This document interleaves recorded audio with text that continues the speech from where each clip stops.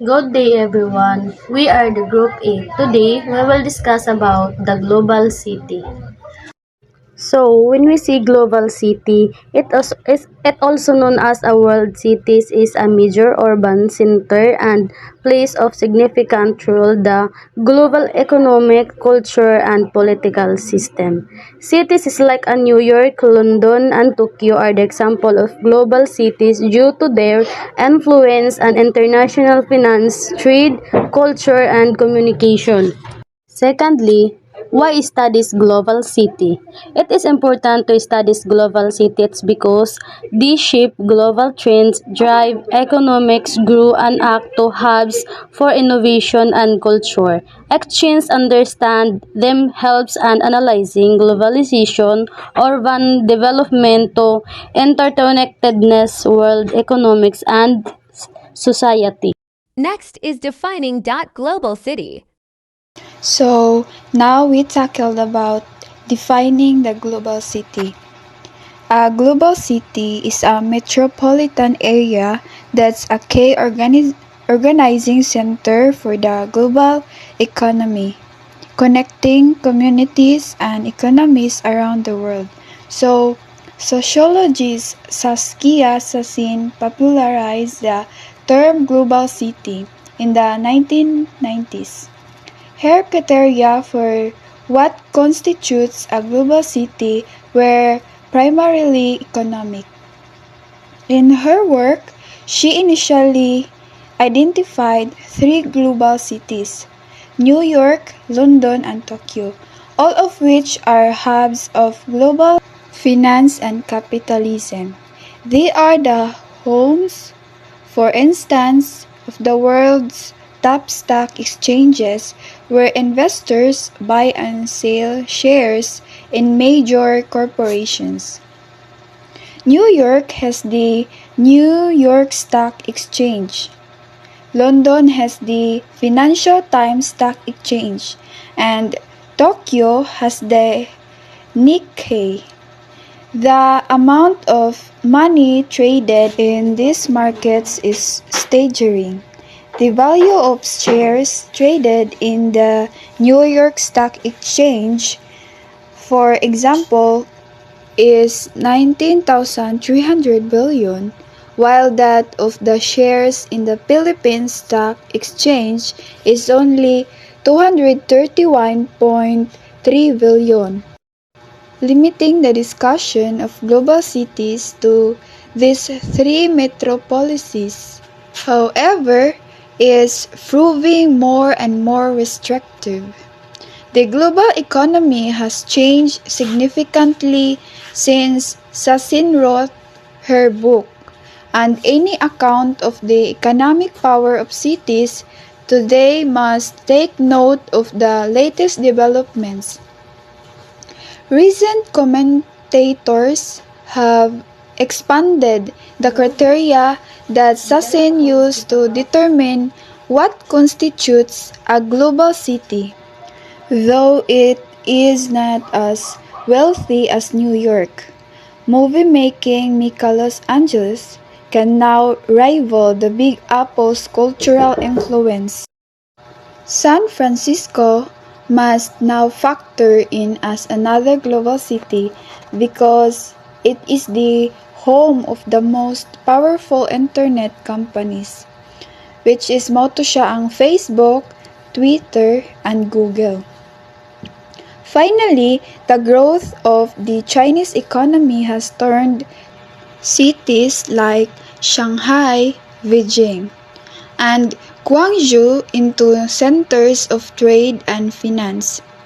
The Chinese government reopened the Shanghai Stock Exchange in late 1990, and since then it has grown to become the fifth largest stock market in the world. So, defining a global city can thus be difficult. One way of solving this dilemma is to go beyond the simple dichotomy of global and non-global. Instead of asking whether or not one city is a global city, It is better to ask in what ways are cities global and to extent are they global? So for that question is matubag na siya sa next topic. Thank you. Next is indicators for globality. Good morning, everyone. Indicator for globality. From the word indicator, indicator is a statistic used to measure the current condition as well as to forecast financial or economic trend. Economic indicator is statistical metric used to measure the growth or contraction of the economy as the whole sectors within the economy. So, what are multiple attributes of the global city? The foremost characteristic of economic power, Sassin remains correct in saying that economic power largely determines which cities are global. New York may have the three largest stock market in the world, but Tokyo houses the most number of corporate headquarters, three company headquarters against 217 New York at closest competitors. Shanghai may have some smaller stock market compared to New York and Tokyo, but play critical role the global economic supply chain ever since China has become the manufacturing center of the world. Shanghai is world hottest container port, moving over 33 million container units in 2013. To me- To measure the economic competitiveness of a city, Chromoment's intelligence unit has added other criteria like market size, purchasing power of citizens, size of the middle class, and potential for growth. Based on these criteria, tiny Singapore, considered the Asia's most competitive city because of its strong market, efficient and incorruptible government and livability.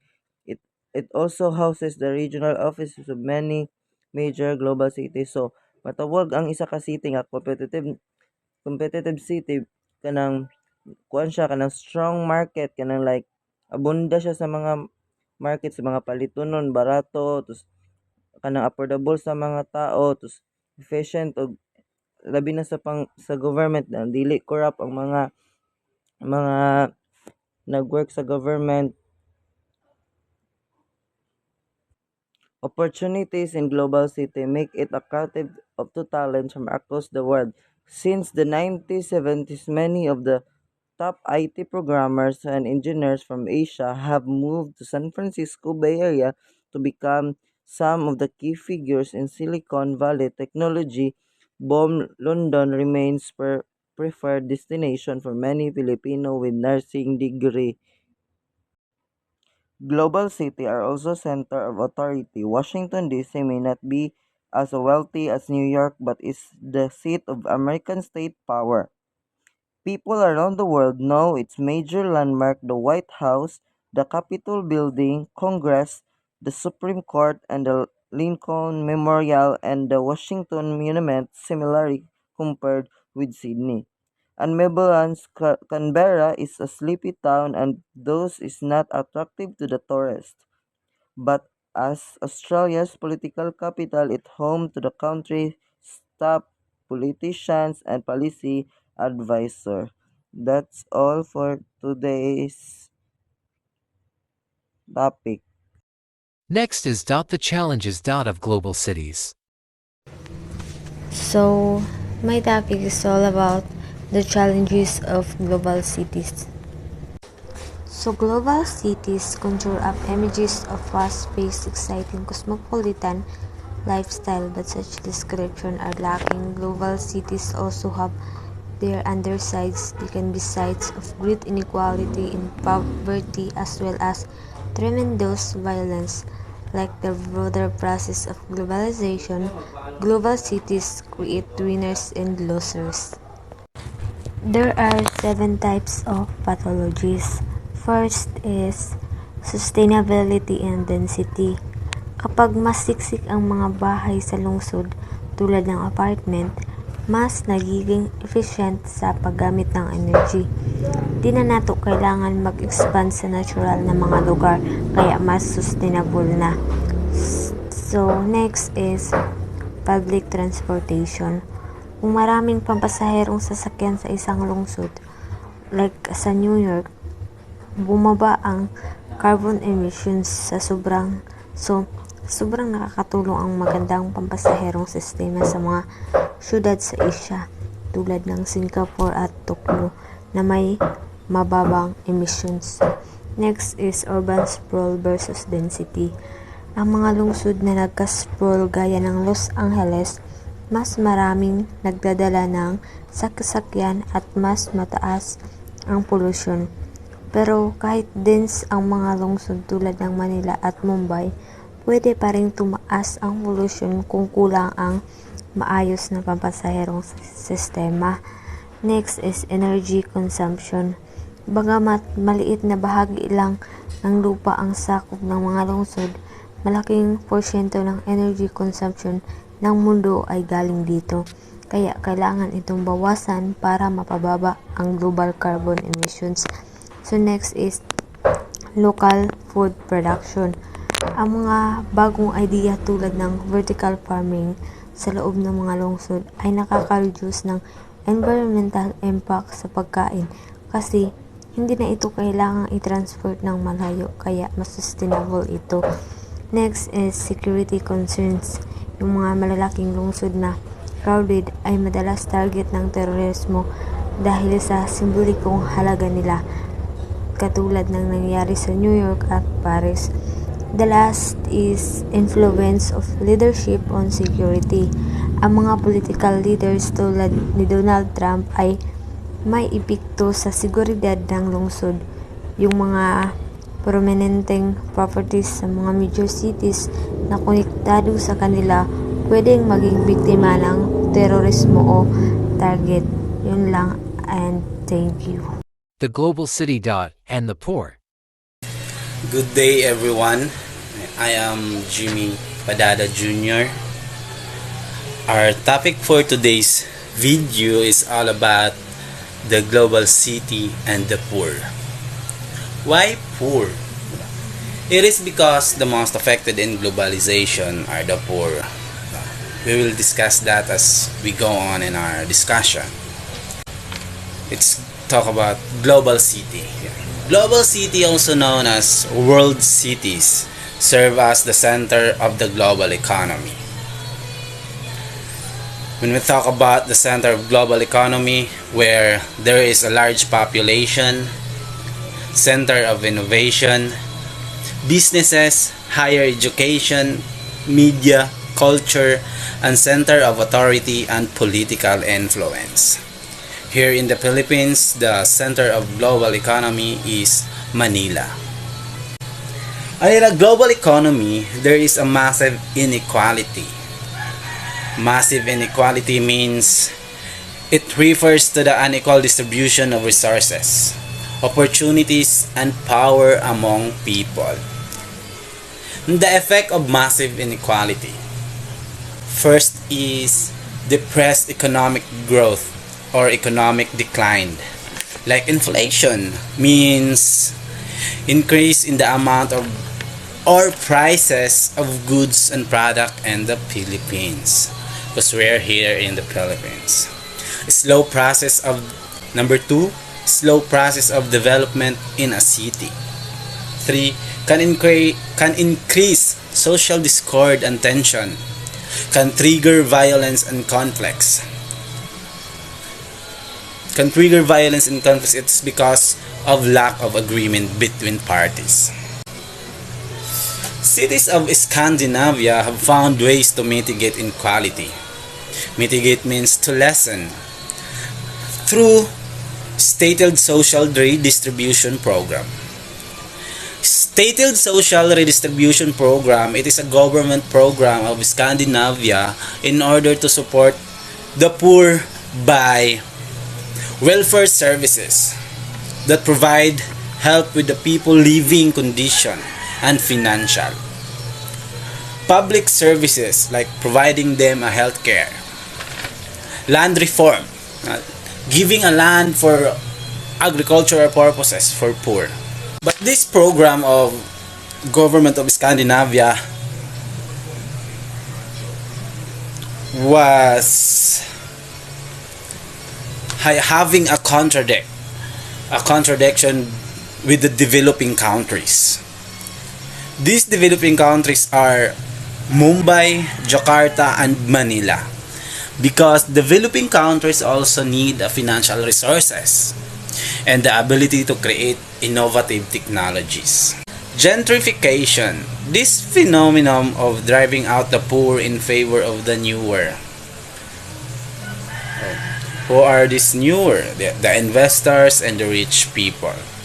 And ban leave, poor Muslim migrants are forced out of Paris and have clustered around ethnic enclaves. When we talk about ethnic enclaves, it is residential areas or workspaces with a high concentration of ethnic businesses.